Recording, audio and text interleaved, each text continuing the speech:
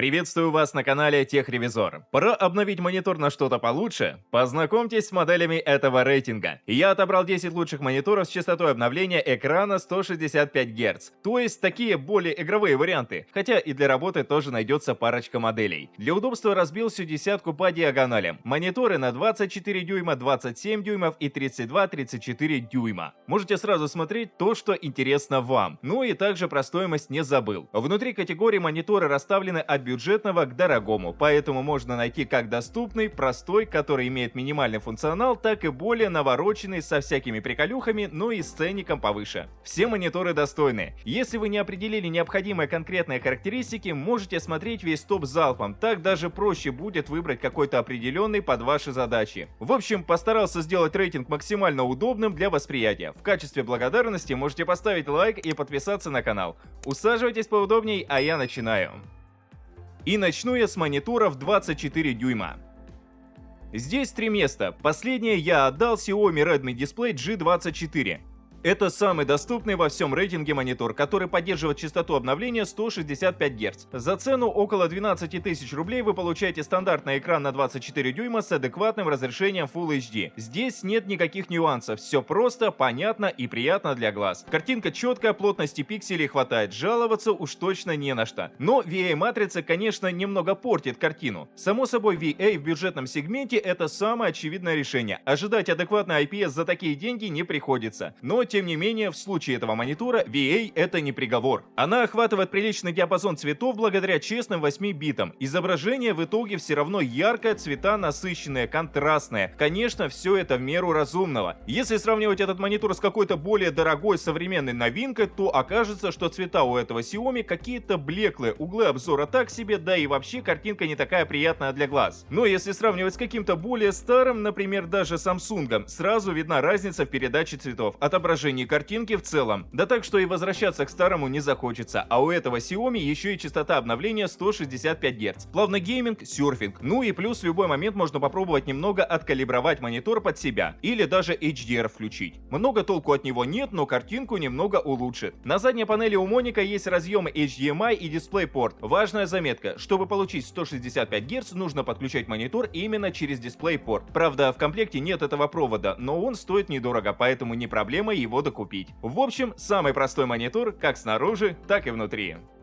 Второе место занимает Gigabyte G24F. Эта модель уже выглядит посерьезнее. Массивная подставка, острые углы. На офисный вариант похож меньше, чем прошлый Xiaomi. Хотя с такими характеристиками этот Gigabyte там и не нужен. Здесь стоит хорошая IPS-матрица. Правда, она охватывает немного меньший цветовой диапазон, но уверен, что ее работа вполне удовлетворит среднестатистического пользователя. Отлично передаются цвета и выглядит ярко. Никаких артефактов в виде битых пикселей и ореолов. Но есть засветы по углам. От них никуда не деться. Видно их только в темноте на темном фоне, поэтому особо не переживайте, в повседневном использовании вы их даже не заметите. Но особенно радует поддержка 165 Гц. Это буквально приводит в восторг после пользования монитором на 60 Гц. Первое время ощущается приятная для глаз ультраплавность, которая вызывает привыкание и заставляет с отвращением смотреть на 60 Гц. Серьезно. Потом будет сложно пересесть обратно на 60 или 75 Гц. Но зато какое это удовольствие в играх и даже просто в скролле ленты. Более того, для игр есть поддержка FreeSync. Она сглаживает картинку, если появляются разрывы кадров. Ну и какой-никакой HDR завезли. Попробовать включить в какой-нибудь игре точно стоит. Но гарантировать реально заметный прирост натуральности цветов я не могу. Все-таки слабоваты характеристики этого монитора для полноценной работы HDR. Но плюс к этому оптимальный размер и разрешение. 24 дюйма с Full HD. Тут никаких претензий. На задней панели и набор разъемов поинтереснее. Помимо HDMI и DisplayPort есть даже USB. Не хватает только гибкой регулировки самого экрана, как по мне. Этот моник только по высоте можно выставить. Но если для вас это единственная причина для отказа от покупки, то не спешите закрывать видео. Следующий участник перекрывает этот недостаток. Первое место занимает Samsung Odyssey. Он более гибкий, в том числе за это я отдал ему первое место. Его можно даже на 90 градусов поворачивать. Ну и про регулировку по высоте не забыли. В общем, поудобнее на практике будет. Особенно благодаря тонкой ножке. Он занимает очень мало места на столе. Прошлые два участника, хоть и не громоздкие, но весомую часть места заберут. По характеристикам же этот монитор не сильно отличается от прошлых. Но в последние годы у Samsung линейка Odyssey пользуется особенной популярностью на рынке. А против рынка, как говорится, не попрешь. Диагональ составляет 24 дюйма, разрешение 1920 на 1080 пикселей, понятный стандарт. Матрица тоже по сути обыкновенно VA, но в конечном итоге этот монитор лучше всех прошел тест в UEFI на гостинг и передачу цветов среди всех конкурентов за эту цену с VA матрицами. Поэтому здесь изображение будет получше для дизайнеров, монтажеров и всех остальных, кто работает с цветами. Для геймера же толком никакой разницы не будет. Хорошая передача черного без убогих засветов и битых пикселей. Но глубокий черный и чистый белый фишка VA-матрицы, поэтому удивляться тут нечему. IPS в бюджетном сегменте этим похвалиться не может, хотя для игроков скорее важны 165 Гц, поэтому не буду на этом зацикливаться. По разъемам и внешнему виду рассказать особо нечего. Тот же HDMI, тот же DisplayPort. Никаких дополнительных фишек нет, кроме регулировок, о которых я уже говорил. На нем и заканчивается эта подборка. Давайте перейдем к 27-дюймовым мониторам.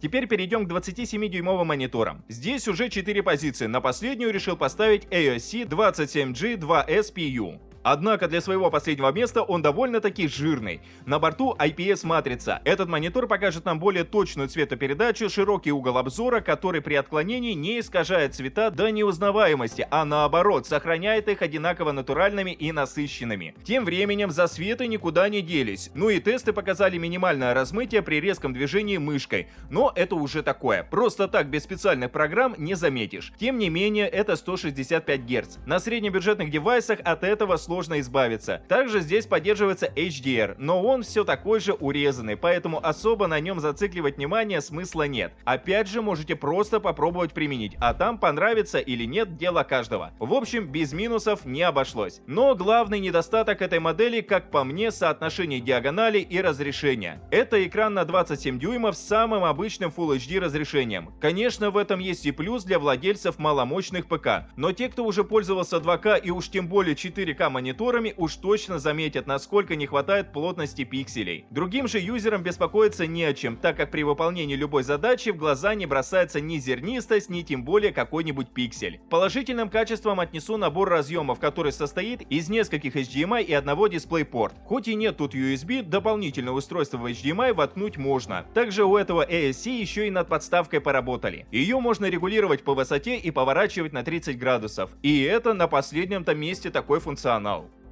Третье место за Gigabyte G27 FC, и он не менее жирный по опциям, чем прошлый AOC. Тоже регулируется по высоте, поворачивается. Не прям в портретный режим становится, но тоже можно выставить так, чтобы удобно было. Но при этом монитор еще изогнутый. И это сильно влияет на восприятие картинки. В игре, в фильме сильнее погружаешься в происходящее. А если еще и экран удобно под себя отрегулировать, то вообще отдельный вид удовольствия получается. А еще и 165 Гц. То, что нужно юзеру для душевного равновесия и спокойствия. Также на задней панели помимо HDMI и DisplayPort есть еще парочка USB. В них можно подключить клаву, мышку, накопитель какой-нибудь, и не придется тянуться к системнику. В общем, довольно практичный монитор. Но что там с картинкой? Ничего нового. VA-матрица со своим глубоким черным. Минимум засветов по углам и яркие цвета. Есть и шлейфы, но их, как и засветы, не видно при повседневном использовании. Поэтому в критический недостаток не запишу. Но сам факт, здесь над этим особо не заморачивались. Плюсом идет Flicker Free, который убирает раздражающее глазу мерцание. А вот матрицу хорошо откалибровали. И тона натуральные, и цвета контрастные, насыщенные. 8-битная все-таки, это ощущается. В общем, реально приятная картинка для глаз. И даже если до этого вы пользовались каким-то современным монитором, изображение вам не покажется тусклым. Что уж говорить за какие-то более старые модели.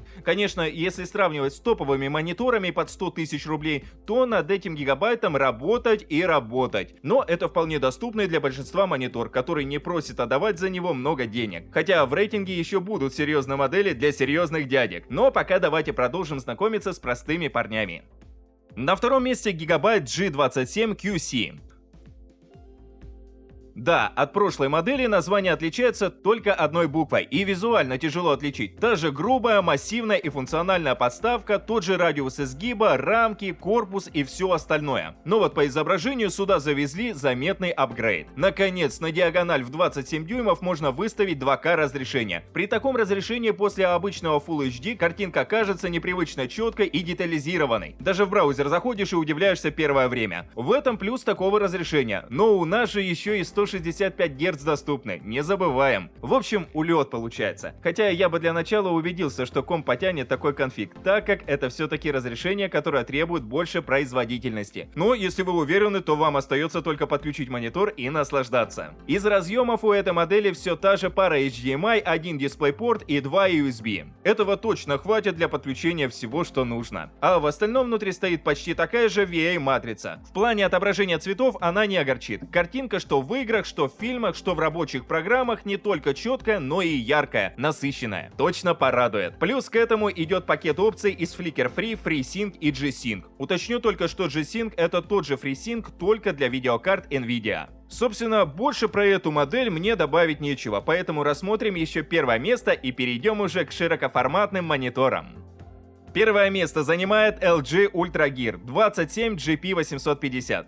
Здесь, само собой, полный фарш по функциональности. Хотя у нас полный фарш идет с самого 4-го места, но это не важно. По изображению расклад немного изменился. Разрешение, к сожалению, не 4К, но все те же 2560 на 1440 пикселей вы получите. Тем временем внутри у этого LG IPS матрица. Первое место в этой категории я не смог отдать VA, так как не нашел достойного монитора за адекватные деньги. Здесь же, конечно, изображение не может огорчить. Ну как, если придется, в любой картинке можно найти косяки, но если все правильно настроить, то из-за света уйдут и цвета нальются красками. Производитель так и сделал, потому мы и получаем отличные кадры. С такими характеристиками матрицы можно смело заниматься цветокором и вообще всем, что требует тонкой работы с оттенками, не говоря уже об играх. Здесь все прекрасно. И G-Sync с FreeSync для сглаживания разрывов в игре, и HDR для более приятного погружения. Flicker Free, кстати, тоже есть. В общем, глаза будут в надежных руках. Это же касается и внешней части. Монитор выглядит довольно агрессивно с такой формой подставки, да еще и с красными линиями. На грани геймерского прям. Хотя подставка тоже не очень продуманная и требует много места. Хотя никто не отменял использование кронштейна. Поэтому тут каждому свое.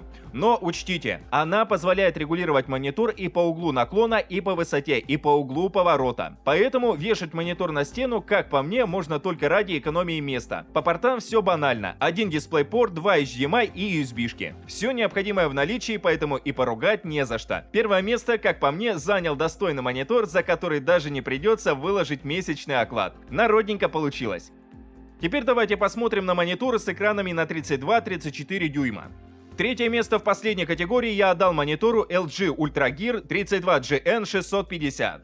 Тут на 32 дюйма приходится 2К разрешение, четко детализированная картинка. Зернистости и пиксельности замечено не было, как и артефактов в виде каких-нибудь битых пикселей или полос. Кстати, очень удивило практически полное отсутствие засветов по углам. Они, конечно, есть, но настолько небольшие, что их трудно разглядеть, а в повседневном использовании и подавно. В общем, матрица здесь что надо. Под дисплеем VA на 8 бит, который охватывает приличный цветовой диапазон. Картинка получается реально яркой, насыщенной, и даже HDR здесь уже не такой бесполезный. Можно включить и добавить еще натуральности в какую-нибудь игру или фильм. Прибавляем к этому 165 FPS без всяких там остаточных шлейфов и получаем отличный монитор для игр, работы и других развлекух. Здесь все сделали для этого. Само собой, FreeSync с G-Sync тоже на месте. Остается дело только за вашим ПК, чтобы вытянул потенциал монитора и вам не пришлось играть в 120 Гц на Full HD разрешении. Из остального выделю гибкую подставку. Выглядит она массивно, но такой экран еще нужно удержать, поэтому ничего удивительного. Плюс к этому мы можем поднимать и опускать экран и даже крутить на 90 градусов. Нижняя рамка, правда, портит картину, но это не страшно, дело привычки. В общем, за ту сумму, что стоят 27-дюймовые мониторы, можно приобрести вот такой реально достойный и здоровый экран. Поэтому придираться к нему вообще никакого смысла нет.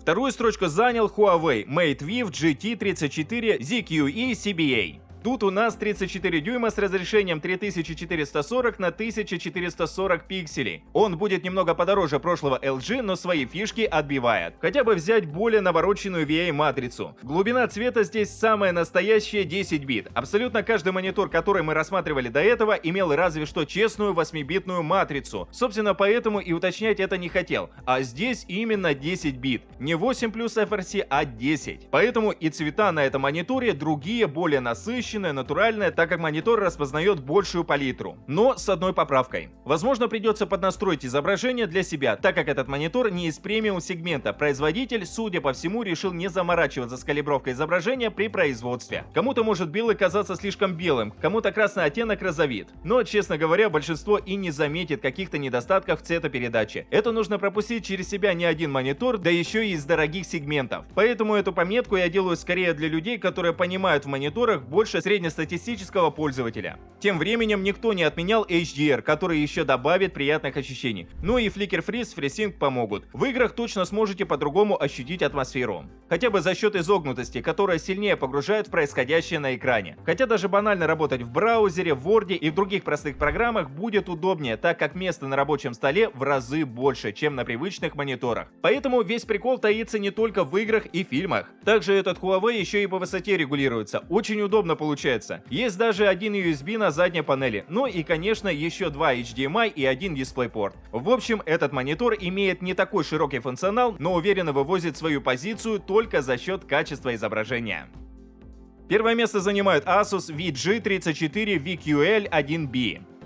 Очередной широкоформатный монитор на 34 дюйма с разрешением 3440 на 1440 пикселей. Здесь уже и изображение на высшем уровне, и функционал. И хоть здесь стоит отличная матрица с глубиной цвета не на 10 бит, а 8 бит плюс FRC, но производитель больше заморочился при калибровке. Конечно, хотелось бы охватить цветовой диапазон, но и без этого монитор отлично передает цвета, их контрастность и яркость. Что черный, что белый, что все остальные цвета радуги. И яркости здесь не пожалели. Максимум можно выкрутить на 550 кандел на метр в квадрате. Поэтому HDR здесь будет работать потрясающе, добавляя красок и реалистичности для полного погружения в процесс. Хотя, если говорить об играх, то больше непривычных ощущений вызывает сама изогнутость экрана, которая дает преимущество в некоторых играх и увеличит угол обзора. Ну и фильмы сильнее погружают в происходящее. А в остальном никто не отменял уже привычные алгоритмы для устранения мерцания и разрывов кадров, поэтому жаловаться в этом не на что. Ну и внешность, если честно, мне больше нравится, но только за счет подставки. Здесь она требует меньше места на столе, да и выглядит аккуратнее. Все так же хорошо удерживает монитор и дает возможность регулировать его по высоте. Покрутить его, конечно, не получится. Думаю, причина ясна. Но даже выставить для себя высоту уже приятное дополнение. Собственно, это все, что можно было сказать об этом мониторе. Вот такой Asus завершает сегодняшний рейтинг и становится его лидером.